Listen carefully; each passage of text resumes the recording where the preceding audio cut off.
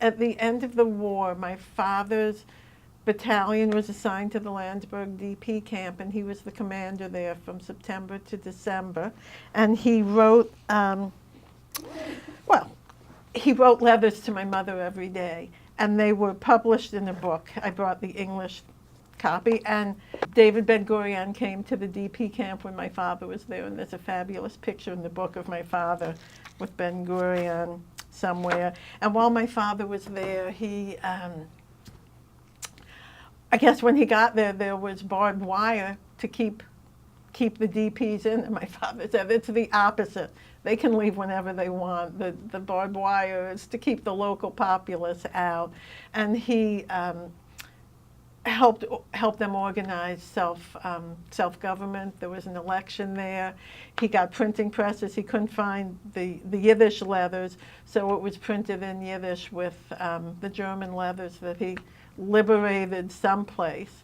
And it was a very, very meaningful time for him. I think he rediscovered his Jewish identity and met, all kinds of amazing DPs there who took on the camp leadership.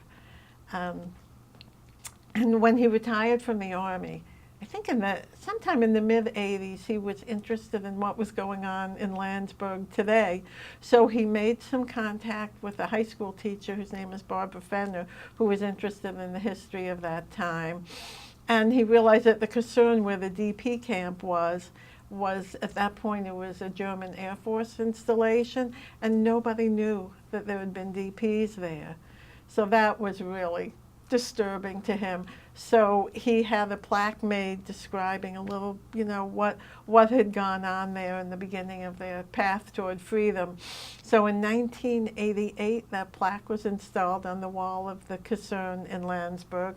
And the Air Force colonel, who was the commander there, was very interested in what had happened. And he translated my father's letters, and it was published in German.